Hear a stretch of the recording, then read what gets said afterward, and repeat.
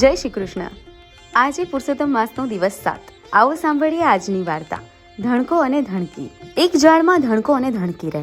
એવામાં પુરુષોત્તમ માસ આવ્યો। ધણકે કહ્યું, આપણે તો આખોય અધિક માસ ઉપવાસ કરવા છે। અધિક માસમાં સૌ નહાય છે, ધુએ છે, કથા વાર્તા કરે છે। આપણે કરીએ તો આપણા ઉપર ભગવાન રાજી થાય અને નવા જન્મે સારો અવતાર મળે। ધણકો બોલ્યો, તારે ઉપવાસ કરવા હોય તો કર, આપણે તો લાકડા કોરીશું અને ફૂલડા ચોડીશું। એમ કરતા બંને જણ મરી ગયા। ધણકી એક રાજાને ત્યાં રાજકુમારી થઈને જન્મી અને ધણકો રાજાની બકરીને પેટે બકરો થઈને જન્મ્યો। આમ રાજકુંવરી અને બકરો મોટા થતા જાય છે। પૂર્વજન્મના સંસ્કારના બળે રાજકુંવરીને બકરા ઉપર ખૂબ જ હિત આવે છે।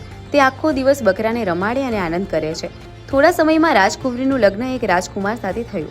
રાજકુંવરીને સાસરે વળાવવાનો સમય થયો। રાજાએ તો કુંવરીને પહેરામણીમાં હાથી આપ્યા, ઘોડા આપ્યા, હીરા અને મોતી આપ્યા, હીરના ચીર આપ્યા, તોય કુંવરી ઉદાસની ઉદાસ। રાજાએ કહ્યું, દીકરી ઉદાસ કેમ છે? તારે જે જોઈએ તે માંગ।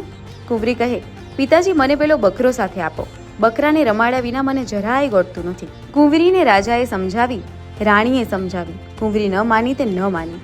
છેવટે બકરો રાજકુંવરી સાથે મોકલ્યો। સાસરિયામાં પણ રાજકુંવરી બકરાને નવડાવે, ખવડાવે ને રમાડે।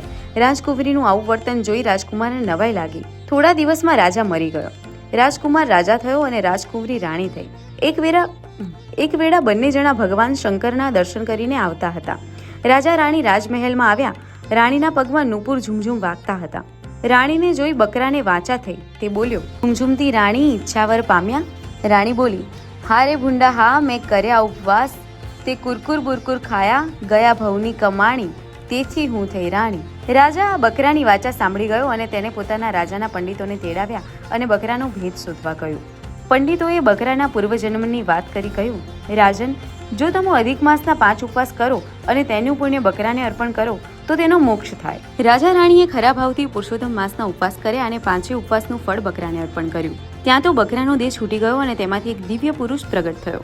તેને લેવા સ્વર્ગમાંથી દેવદૂતો આવ્યા અને વિમાનમાં બેસાડી સ્વર્ગે લઈ ગયા। પુરુષોત્તમ માસના ઉપવાસના પ્રભાવથી બકરાનો પણ મોક્ષ થયો। પુરુષોત્તમ ભગવાનની જય। પુરુષોત્તમ માસની કથા અને અધ્યાય સાંભળવા માટે અમારી ચેનલને સબસ્ક્રાઇબ કરો। જય શ્રી કૃષ્ણ।